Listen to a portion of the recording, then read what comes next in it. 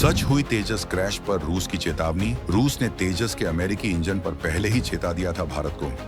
हजारों करोड़ के रडार और मिसाइलों के बोझ तले दब गया इंजन। क्या अब बदला जाएगा भारत के सबसे बड़े फाइटर का दिल? पायलट की आंखों के आगे छाया अंधेरा और नसों में जम गया खून। क्या 9G की रफ्तार ने रोक दी थी सांसें?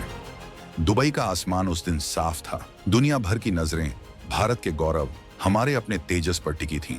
हवा को चीरती हुई आवाज, बादलों को पीछे छोड़ती रफ्तार और जमीन पर खड़े हजारों लोग अपनी सांसें थामे भारतीय वायुसेना के इस जांबाज परिंदे का करतब देख रहे थे। लेकिन तभी एक पल में सब कुछ बदल गया। जो फाइटर जेट भारत की आन बान और शान बनकर वहां पहुंचा था, अचानक वो एक ऐसे हादसे का शिकार हो गया जिसने दुनिया भर के डिफेंस एक्सपर्ट्स के कान खड़े कर दिए।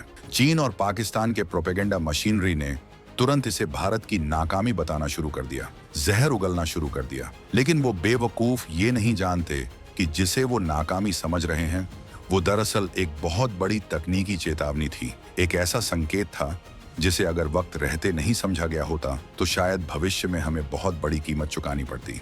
ये सिर्फ एक क्रैश नहीं था, ये उस तकनीकी खामी का धमाका था जिसकी भविष्यवाणी हमारे पुराने दोस्त रूस ने आज से ठीक 5 साल पहले यानी 2020 में ही कर दी थी। आखिर क्या हुआ था उस कॉकपिट के अंदर? क्यों एक ट्रेंड पायलट की आंखों के आगे अचानक अंधेरा छा गया? क्या तेजस के इंजन ने उसका साथ छोड़ दिया था या फिर कहानी कुछ और ही है? आज हम इस हादसे की एक एक परत उधेड़ कर रख देंगे और आपको बताएंगे कि कैसे ये हादसा भारतीय वायुसेना के लिए एक वेकअप कॉल साबित हुआ है। हम आपको बताएंगे इस धमाकेदार खबर की पूरी कहानी, तो बने रहिएगा वीडियो पर। और इस संबंध में आपके जो भी विचार हो कमेंट में लिखकर जरूर बताइएगा। अब जरा दिल थाम कर बैठिए, क्योंकि हम आपको उस सच से रूबरू करवाने जा रहे हैं जिस पर मेनस्ट्रीम मीडिया ने खामोशी की चादर ओढ़ रखी है। बात आज की नहीं है, बात है 2020 की, जब पूरी दुनिया तेजस की नई टेक्नोलॉजी, उसके डिजिटल ग्लास कॉकपिट और खतरनाक रडार सिस्टम की तारीफों के पुल बांध रही थी। तब एक देश था जो खुश होने के बजाय भारत को आगाह कर रहा था। वो देश था रूस। रूसी वैज्ञानिकों और एविएशन एक्सपर्ट्स ने साफ शब्दों में दो टूक लहजे में भारत को चेताया था। उन्होंने कहा था, दोस्तों, तुम अपने फाइटर जेट का वजन तो बढ़ा रहे हो, उसमें दुनिया भर के गैजेट्स और हथियार ठूंस रहे हो, लेकिन क्या तुमने उसके दिल यानी उसके इंजन पर ध्यान दिया? रूस की चेतावनी बिल्कुल साफ थी। तेजस की इलेक्ट्रॉनिक और एरोडायनामिक क्षमताएं रॉकेट की रफ्तार से बढ़ रही हैं, लेकिन उसका इंजन वही पुराना है। ये वैसा ही था जैसे किसी मारुति कार के इंजन पर ट्रक का लोड डाल देना और फिर उम्मीद करना कि वो फेरारी की रफ्तार से दौड़ेगी। रूस ने कहा था कि अगर इंजन को अपग्रेड किए बिना तुमने और ज्यादा मॉडर्न सिस्टम लोड किए तो एक दिन ऐसा आएगा जब हवा में कलाबाजी खाते वक्त ये विमान अपना संतुलन खो देगा। और दोस्तों, दुबई के आसमान में ठीक वही हुआ जिसका डर था। ये कोई इत्तेफाक नहीं था, ये फिजिक्स और इंजीनियरिंग का वो कड़वा सच था जिसे हमने शायद हल्के में लेने की गलती कर दी थी। आज सवाल ये है कि क्या हमारे पास वक्त है इस गलती को सुधारने का, या फिर चीन और पाकिस्तान की हंसी सच साबित होने वाली है? इस पूरे हादसे के पीछे का जो सबसे बड़ा विलेन निकल कर सामने आया है वो कोई मिसाइल या तकनीकी खराबी नहीं, बल्कि एक अदृश्य दुश्मन है जिसे विज्ञान की भाषा में जी फोर्स कहते हैं।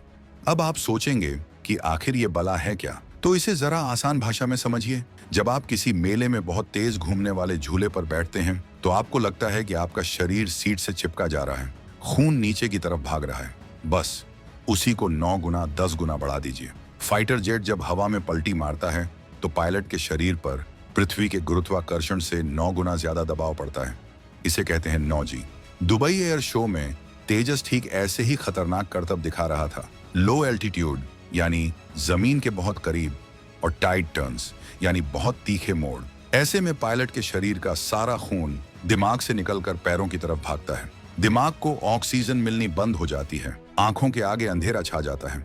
इसे कहते हैं G force induced loss of consciousness. Pilot की ट्रेनिंग वर्ल्ड क्लास होती है। वो NTG सूट भी पहनते हैं, लेकिन मशीन और इंसान की भी एक सीमा होती है। रिपोर्ट बताती है कि पायलट को शायद ब्लैकआउट हो गया था। वो कुछ सेकंड के लिए सुध बुध खो बैठा था। लेकिन सवाल ये है कि आखिर तेजस जैसे मॉडर्न विमान में, जिसमें जी लिमिटर लगा है जो 7.5G से ऊपर जाने ही नहीं देता, वहां ये नौबत क्यों आई? क्या सिस्टम फेल हो गया था? नहीं, सिस्टम फेल नहीं हुआ था, बल्कि सिस्टम पर ओवरलोड हो गया था। इंजन, जो विमान का दिल है, वो उन भारी भरकम नए रडारों और उपकरणों का वजन और हवा का दबाव एक साथ झेल नहीं पाया। चलिए अब थोड़ा और गहराई में उतरते हैं, जहां असली पेंच फंसा हुआ है। तेजस में जो इंजन लगा है वो है अमेरिका का GE404। ये एक बेहतरीन इंजन है, इसमें कोई शक नहीं। दुनिया के कई फाइटर जेट्स इसी के दम पर उड़ते हैं, लेकिन दिक्कत इंजन में नहीं, दिक्कत हमारे लालच में थी, टेक्नोलॉजी का लालच। हम तेजस को दुनिया का सबसे बेहतरीन फाइटर बनाना चाहते थे। हमने इसमें AES से रडार लगाया, जो अपने आप में काफी भारी है। हमने इसमें इलेक्ट्रॉनिक वॉरफेयर सूट लगाया ताकि दुश्मन की मिसाइलें इसे छू भी ना सकें। हमने इसके अंदर के तारों, कंप्यूटरों और सेंसरों का एक पूरा जाल बिछा दिया। नतीजा क्या हुआ? तेजस का वजन बढ़ गया, उसका ड्रैग, हवा का प्रतिरोध बढ़ गया। लेकिन इंजन तो वही पुराना GE404 ही रहा। रूस ने यही तो समझाया था, पहले इंजन बदलो, फिर डिजाइन फाइनल करो। लेकिन हमारे अपग्रेड्स की रफ्तार इतनी तेज थी कि इंजन पीछे छूट गया। जब दुबई में पायलट ने तेज मोड़ काटा तो विमान पर अचानक बहुत ज्यादा लोड पड़ा। इंजन को जितनी पावर, जितना थ्रस्ट देना चाहिए था, शायद वो उस क्रिटिकल मोमेंट पर उस वजन के साथ उतना नहीं दे पाया। इसे कहते हैं थ्रस्ट टू वेट रेशियो का बिगड़ जाना। जब इंजन कमजोर पड़ता है तो विमान हवा में अस्थिर हो जाता है और ऐसे में पायलट पर पड़ने वाला जी फोर्स अचानक से स्पाइक कर जाता है, यानी एकदम से बढ़ जाता है। यही वो पल था जब बाजी पलट गई। जैसे ही ये खबर आई, हमारे पड़ोसी मुल्कों में तो जैसे दिवाली मन गई। चीन के ग्लोबल टाइम्स और पाकिस्तान के ट्विटर हैंडलर्स ने चिल्लाना शुरू कर दिया कि देखो, भारत का स्वदेशी विमान गिर गया, ये किसी काम का नहीं है। वो हमारे तेजस की तुलना अपने कबाड़ JF-17 से करने लगे। लेकिन इन बेवकूफों को कौन समझाए कि गिरता वही है जो आसमान में ऊंची उड़ान भरने की हिम्मत रखता है। JF-17 तो खुद चीन का रिजेक्ट किया हुआ माल है, जो उसने पाकिस्तान को चिपका दिया है। तेजस का गिरना कोई हार नहीं है, बल्कि ये एक लिटमस टेस्ट था। हर बड़े फाइटर जेट प्रोग्राम में ऐसे दौर आते हैं। अमेरिका के F-16 और F-35 भी क्रैश हुए हैं, रूस के सुखोई भी गिरे हैं। लेकिन इसका मतलब ये नहीं कि वो विमान खराब हैं। इसका मतलब ये है कि हम अपनी सीमाओं को पहचान रहे हैं। दुबई का हादसा हमें ये बता गया कि अब हमें जुगाड़ से काम नहीं चलाना है। अब हमें GE404 से आगे बढ़कर GE414 इंजन की तरफ जाना ही होगा। और अच्छी बात यह है कि भारत सरकार ने इसकी मंजूरी पहले ही दे दी है।